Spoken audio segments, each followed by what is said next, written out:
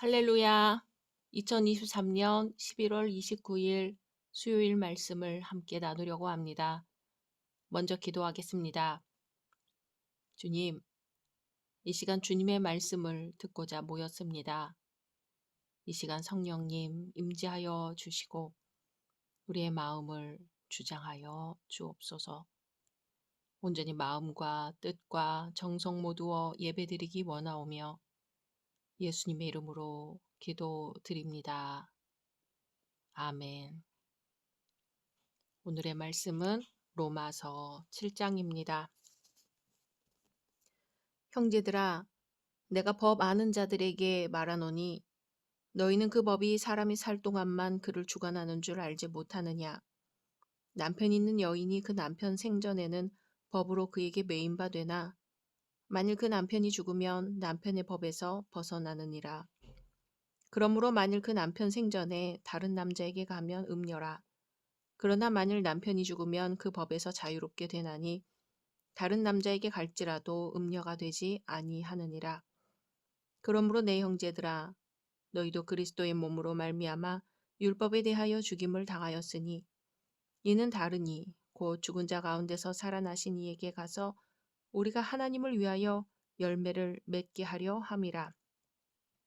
우리가 육신에 있을 때에는 율법으로 말미암는 죄의 정욕이 우리 지체 중에 역사하여 우리로 사망을 위하여 열매를 맺게 하였더니 이제는 우리가 얽매였던 것에 대하여 죽었으므로 율법에서 벗어났으니 이러므로 우리가 영의 새로운 것으로 섬길 것이요 율법 조문에 묵은 것으로 아니할지니라. 그런즉 우리가 무슨 말을 하리요? 율법이 죄냐? 그럴 수 없느니라. 율법으로 말미암지 않고는 내가 죄를 알지 못하였으니 곧 율법이 탐내지 말라 하지 아니하였더라면 내가 탐심을 알지 못하였으리라. 그러나 죄가 기회를 타서 계명으로 말미암아 내 속에서 온갖 탐심을 이루었나니 이는 율법이 없으면 죄가 죽은 것임이라. 전에 율법을 깨닫지 못했을 때에는 내가 살았더니 계명이 이름에 죄는 살아나고 나는 죽었도다. 생명에 이르게 할 그 계명이 내게 대하여 도리어 사망에 이르게 하는 것이 되었도다. 죄가 기회를 타서 계명으로 말미암아 나를 속이고 그것으로 나를 죽였는지라. 이로 보건대 율법은 거룩하고 계명도 거룩하고 의로우며 선하도다. 그런즉 선한 것이 내게 사망이 되었느냐? 그럴 수 없느니라. 오직 죄가 죄로 드러나기 위하여 선한 그것으로 말미암아 나를 죽게 만들었으니 이는 계명으로 말미암아 죄로 심히 죄되게 하려 함이라. 우리가 율법은 신령한 줄 알거니와 나는 육신에 속하여 죄 아래에 팔렸도다. 내가 행하는 것을 내가 알지 못하노니 곧 내가 원하는 것은 행하지 아니하고 도리어 미워하는 것을 행함이라. 만일 내가 원하지 아니하는 그것을 행하면 내가 이로써 율법이 선한 것을 시인하노니 이제는 그것을 행하는 자가 내가 아니요 내 속에 거하는 죄니라. 내 속 곧 내 육신에 선한 것이 거하지 아니하는 줄을 아노니 원함은 내게 있으나 선을 행하는 것은 없노라. 내가 원하는 바 선은 행하지 아니하고 도리어 원하지 아니하는 바 악을 행하는도다. 만일 내가 원하지 아니하는 그것을 하면 이를 행하는 자는 내가 아니요 내 속에 거하는 죄니라. 그러므로 내가 한 법을 깨달았노니 곧 선을 행하기 원하는 나에게 악이 함께 있는 것이로다. 내 속사람으로는 하나님의 법을 즐거워하되 내 지체 속에서 한 다른 법이 내 마음의 법과 싸워 내 지체 속에 있는 죄의 법으로 나를 사로잡는 것을 보는도다. 오라, 나는 곤고한 사람이로다. 이 사망의 몸에서 누가 나를 건져내랴. 우리 주 예수 그리스도로 말미암아 하나님께 감사하리로다. 그런즉 내 자신이 마음으로는 하나님의 법을, 육신으로는 죄의 법을 섬기노라. 아멘.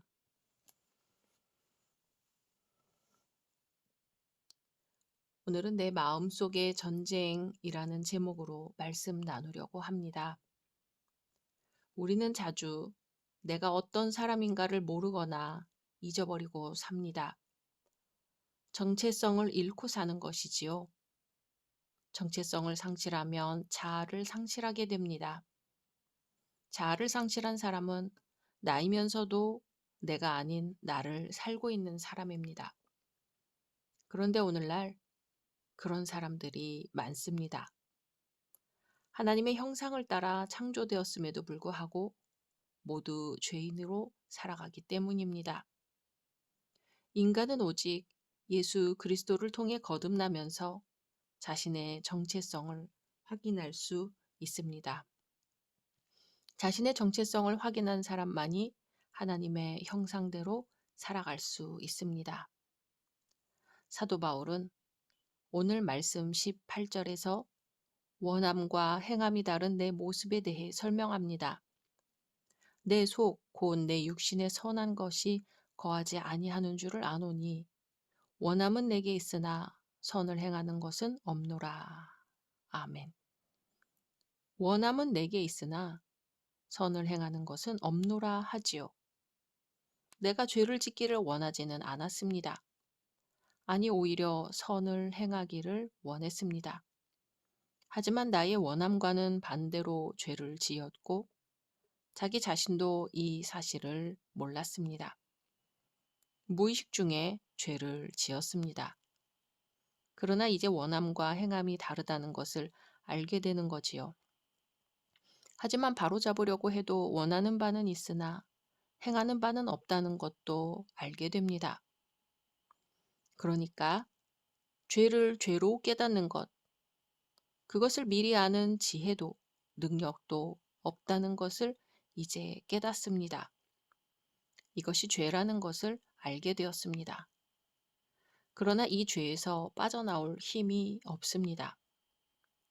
원함은 있으나 생각뿐이고 행함은 없습니다. 그 죄의 고리로부터 빠져나올 수 있는 능력이 나 자신에게는 없다는 것입니다. 이처럼 바울은 자신의 나약성을 있는 그대로 고백합니다. 주인 없는 행위, 의식 없는 행위, 그냥 끌려가는 자신의 모습을 스스로 깨닫습니다. 예수님도 베드로를 향해 마음에는 원이로되 육신이 약하도다 라고 하셨지요. 베드로가 마음으로는 원하고 있음을 인정해 주신 겁니다. 베드로뿐 아니죠. 많은 사람들이 심지어는 그리스도인들도 원함은 있으나 행함은 없는 채 살아가고 있습니다. 그러다 사도 바울은 깨닫게 됩니다. 21절에 그러므로 내가 한 법을 깨달았노니 라고 하죠. 내가 하나의 원리를 깨달았는데 깨달은 것은 이것입니다. 21절에 계속 선을 행하기 원하는 나에게 악이 함께 있는 것이로다 하는 것이죠. 또 그 다음으로 이런 말씀이 나옵니다. 23절에 내 지체 속에서 한 다른 법이 내 마음의 법과 싸워 내 지체 속에 있는 죄의 법으로 나를 사로잡는 것을 보는도다 합니다. 깨달은 내가 싸웠습니다. 그러나 내가 졌습니다. 그래서 그만 노예와 같이 원치 않는 일을 하면서 질질 끌려가고 있습니다. 그렇게 후회하고 항상 그러면 안 된다 하면서도 계속 끌려가는 자신의 모습을 봅니다. 악과 싸워지고 쇠사슬에 묶인 노예처럼 끌려가는 자신의 모습을 봅니다. 그리고 깨닫습니다. 이게 내 모습이다. 이것이 나다 하고 말이지요. 이런 깨달음은 대단히 중요합니다. 이것이 자신의 정체성을 아는 것이기 때문입니다. 그래서 21절에 내가 한 법을 깨달았노니 곧 선을 행하기 원하는 나에게 악이 함께 있는 것이로다 하고 고백합니다. 여기서 함께 있다라는 사실을 우린 잊어서는 안 됩니다. 내가 의를 행하려고 할 때 불의가 함께 있고 내가 선을 행하려고 할 때에 악이 함께 있습니다. 어떤 경우에도 나와 또 다른 나의 모습이 함께 있는 것입니다. 예수님이 40일 동안 금식 기도를 하신 후 어떤 의미에서는 경건의 절정에서 마귀를 만나셨습니다. 거기에도 마귀가 함께 있었지요. 예수님의 제자 가운데도 가룟 유다가 예수님과 함께 있었습니다. 그러니 세상에 사는 동안 악과는 관계없는 아주 별스러운 세계가 따로 있다고 생각할 수 없습니다. 선과 악은 항상 긴장 가운데 있고 항상 싸우는 가운데 있습니다. 그런 가운데 우리가 살아가고 있는 것이지요. 그렇기 때문에 내가 주를 의지하고 주께 기도하고 주 앞에 정직하게 됩니다. 내 힘으로는 안 되기 때문입니다. 이것이 바로 우리의 현실인 것이지요. 그래서 사도 바울이 그러는 거지요. 23절에 내 지체 속에서 한 다른 법이 내 마음의 법과 싸워 내 지체 속에 있는 죄의 법으로 나를 사로잡는 것을 보는도다 하고요. 사도 바울은 아주 정직하게 자기 모습을 보여주고 있습니다.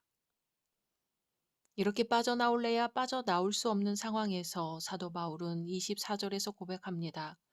오호라, 나는 곤고한 사람이로다. 이 사망의 몸에서 누가 나를 건져내랴. 아멘. 여기서 곤고한 사람은 비참한 사람이라는 뜻입니다. 즉, 불쌍한 사람을 가리킵니다. 사도 바울은 이러한 자신을 객관적으로 바라보니 불쌍하다는 거예요. 우리 역시 우리의 이러한 처절한 모습을 직시할 수 있어야 합니다. 비참한 자신의 모습을 똑바로 볼 줄 아는 것, 바로 거기에 정직함이 있고 진실이 있고 겸손이 있는 것입니다. 오호라, 나는 곤고한 사람이로다 하는 이 말씀은 가장 정직하고 가장 똑똑한 자기 표현입니다. 나는 나를 이렇게 보고 있다는 겁니다.